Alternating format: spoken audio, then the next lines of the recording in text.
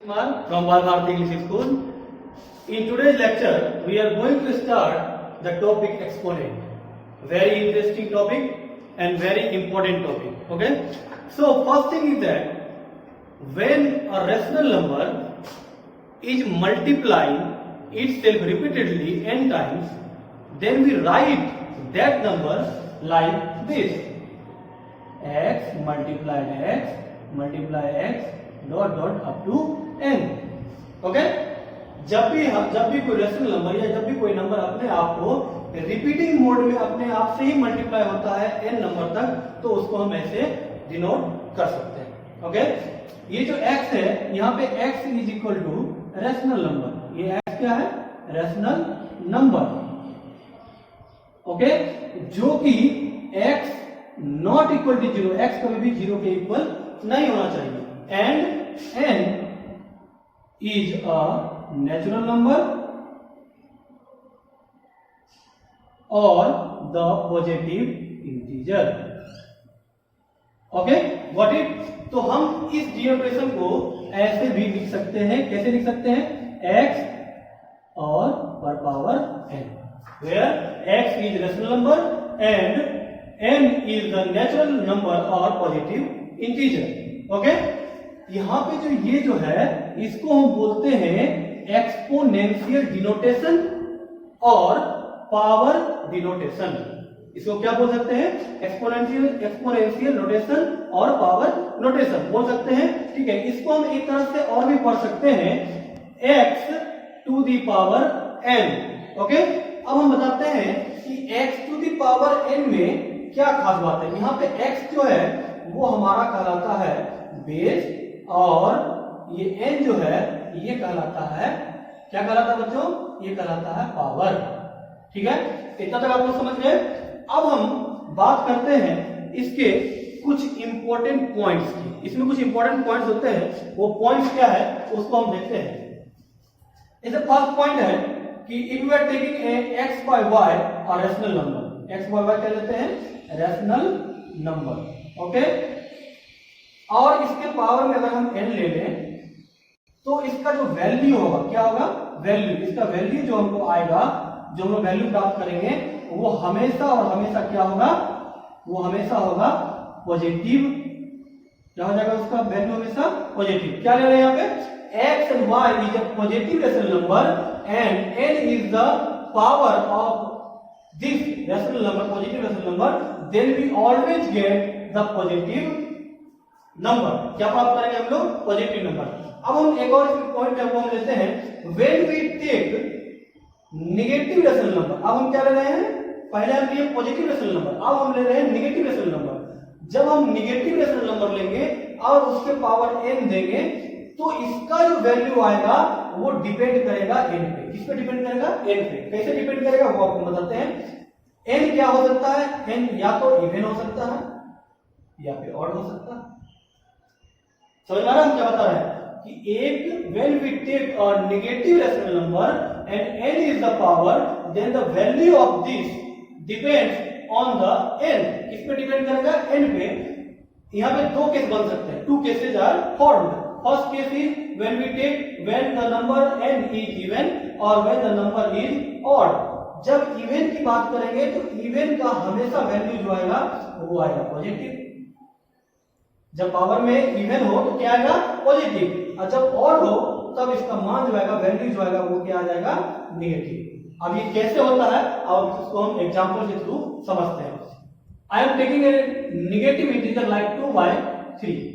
Negative integer है और इसके पावर में हम सबसे पहले देते हैं इवन. क्या दे रहे हैं? इवन. दैट मींस 2 दे रहे हैं. 2 इज इवन नंबर. ठीक है, तो इसको हम कैसे सॉल्व करेंगे? -2/3 and multiplied -2/3. That means 2 2 is 4 and 3 3 is 9. जब इस माइनस को आप माइनस से मल्टीप्लाई कीजिएगा तो आपको हमेशा प्लस आएगा, यानी कि यह प्लस हो गया. आप देखिए यहाँ पर वैल्यू पॉजिटिव आ रही है, तो ये चीज तो हमारा क्लियर हो गया. ठीक है, अब हम बात करते हैं कि जब हम नेगेटिव रेशनल नंबर लें और यहाँ पे पावर जो हो वो इवन ना होकर के ऑड हो जाए. क्या हो जाए? इवन ना होकर के ऑड हो जाए. तो हम क्या करते हैं? फिर से एक एग्जांपल लेते हैं. -2/3 और इसको हम क्या कर देते हैं, ऑड ले लेते हैं पावर में ऑड 3 ले लेते हैं। ठीक है, इसको हम कैसे मल्टीप्लाई करेंगे, -2/3 मल्टीप्लाइड -2/3 एंड अगेन -2/3 मल्टीप्लाई करेंगे। 2 2 जा 4, 4 2 जा 8। ओके, नीचे में 3 3 जा 9 और 3 27। अब यहाँ पे देखिए माइनस इंटू माइनस क्या हो जाता है, प्लस, और प्लस को अगेन हमको माइनस से मल्टीप्लाई करना है, तो plus into minus is equal to minus, यानी कि प्लस को जब माइनस से मल्टीप्लाई करेंगे तो हमेशा हमको क्या आएगा, minus. That means we are getting negative. इसका मतलब जब भी नेगेटिव रेशनल नंबर का पावर जो है वो ऑड रहेगा तो हमको वैल्यू जो मिलेगा आउटपुट में वो हमेशा क्या होगा, नेगेटिव होगा। आपको समझने में कोई दिक्कत नहीं। चलिए अब हम बात करते हैं रेसिप्रोकल की। किसकी बात करेंगे हम, रेसिप्रोकल। रेसिप्रोकल क्या होता है, रेसिप्रोकल को हम बोल सकते हैं उल्टा भी बोल सकते हैं। रेसिप्रोकल में क्या होता है, उल्टा, लेकिन मैथमेटिक्स के टर्म में इसका नाम दिया गया है रेसिप्रोकल को। Reciprocal is known as multiplicative inverse. क्या बोल सकते हैं इसको हम, मल्टीप्लिकेटिव इनवर्स। तो आइए हम देखते हैं कि रेसिप्रोकल हम लोग किसी भी नंबर का कैसे प्राप्त करते हैं। I am taking an example 2/3 positive rational number. ये पॉजिटिव रेशनल नंबर है और इसका हमको अगर बोला जाए कि आप इसका इनवर्स निकालिए, क्या निकालिए, इनवर्स निकालिए, तो आप कुछ भी नहीं करेंगे, जस्ट यहाँ जो पावर होगा उस पावर पे आप क्या करेंगे, पावर के पीछे माइनस साइन लगा देंगे। यहाँ पे पावर कुछ नहीं है यानी कि 1 है, तो 1 के पीछे क्या लगा दिए, माइनस। और इस तरह से ये जो है 2/3 पॉजिटिव रेशनल नंबर का ये निगेटिव है। तो इसको हम सॉल्व कैसे करेंगे, इसका मान कैसे निकलेगा। इसको क्या करते हैं हम लोग, न्यूमरेटर में 1 रखते हैं और ये जो पॉजिटिव इंटीजर है उसको हम डिनोमिनेटर में लिख देते हैं। ठीक है, अब इसको हम सॉल्व करेंगे तो क्या आ जाएगा, 3/2 and this 1 is the inverse of 2/3। ठीक है, इनवर्स बोलिए या रेसिप्रोकल बोलिए, बोथ आर सेम। ओके, तो this 1 is the inverse of 2/3। आप समझ गए इनवर्स किसको बोलते हैं, मल्टीप्लिकेटिव इनवर्स कैसे निकालते हैं हम लोग ये चीज देख चुके हैं। अब now we are going to the laws of exponent. Very important point in exponent. Exponent के लॉ के बारे में बात करते हैं। अगर आप इस लॉज को याद रखिएगा तो आप मानिए कि जब आप क्वेश्चन को सॉल्व करते हैं तो आपकी टाइमिंग भी कम होगी और आपका क्वेश्चन भी आसानी से सॉल्व हो जाएगा। तो चलिए now we are going to the laws of exponent. किसके बारे में बात करेंगे, लॉज के बारे में। कौन कौन से लॉ है हम उसको देखते हैं। किसके बारे में बात कर रहे हैं, laws of exponents. Okay, so first thing हम लोग क्या करते हैं, एक्स और वाई एक रेशनल नंबर मान लेते हैं और m और n हम एक नेचुरल नंबर या फिर पॉजिटिव इंटीजर मान लेते हैं। ठीक है, तो हमें पहले डिनोट कर देते हैं x एंड y। ये क्या है, positive rational number. Okay, and m and n is integer और natural number. Okay, so let us start the law. The first law says, पहला लॉ हमको बताता है x पर power m multiplied x power n। अगर ऐसा दिया हुआ हो तो यहां देखिए आपका बेस सेम है। जब बेस सेम रहे और दोनों मल्टीप्लाइड में रहे तो आप कुछ नहीं करेंगे, एक बेस ले लेंगे और पावर को आप ऐड कर देंगे। पावर क्या कर दीजिएगा, ऐड कर दीजिएगा। ठीक है, जैसे हम लेते हैं 2/3 मल्टीप्लाइड 2/4। तो यहाँ पर क्या करेंगे, बेस सेम है तो बेस को लिख देंगे और पावर को ऐड कर देंगे। 4 + 3 = 2/2 पर पावर 7। ठीक है, इसको समझ गए। अब हम दूसरे लॉज की बात करते हैं। दूसरा लॉ बोलता है कि x पर पावर m, ठीक है, और x पर पावर n हो लेकिन डिवाइड में, यानी कि बेस सेम हो, पावर डिफरेंट हो और उसके बीच में क्या हो, डिवाइड का साइन हो। तो इसका जो रिजल्ट आएगा वो आएगा x पर पावर m - n,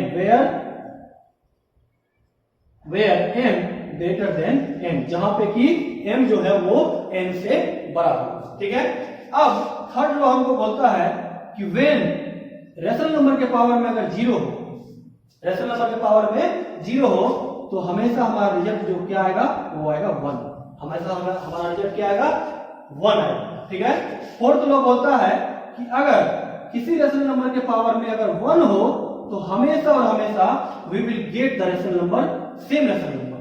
जो रेशनल नंबर के पावर में 1 होगा वही रेशनल हम लोग रिजल्ट में प्राप्त करेंगे। अब हम बात करते हैं हमारे फिफ्थ लॉ के बारे में। हमारा फिफ्थ लॉ बोलता है कि x y y कोई रेशनल नंबर है और इसके पावर में n है, तो हमारा रिजल्ट में जो आएगा वो आएगा x power n upon y पर पावर n। ठीक है। अब हम बात करते हैं सिक्स्थ लॉ की, जो है x एंड y, जो कि मल्टीप्लिकेशन, दोनों के बीच में कुछ नहीं, इसका मतलब मल्टीप्लाई है और इसके पावर में n। इसको हम कैसे लिख सकते हैं? इसको हम लिख सकते हैं x power n multiply y पर पावर n। ठीक है। And the last one is x power n and the whole power m, यानी x पावर m हो और उसका होल पावर क्या हो? m हो। हम क्या करते हैं, इसको x जो बेस है वो लिख लेते हैं और दोनों पावर को मल्टीप्लाई कर देते हैं n इंटू n। ठीक है। इसको आप एक तरह से और भी लिख सकते हैं, x पर पावर m और पावर होल पावर m। इस तरह से हम लोगों ने देखा कि हमारे 7 लॉ हैं जो कि एक्सपोनेंट से रिलेटेड है और इनको आपको बहुत अच्छी तरह से याद करना है। ये क्वेश्चन सॉल्व करने के समय आपको बहुत ही हेल्प करेंगे। और आज के लिए इस क्लास में बस इतना ही। अब हम लोग मिलेंगे नेक्स्ट क्लास में। Thank you so much.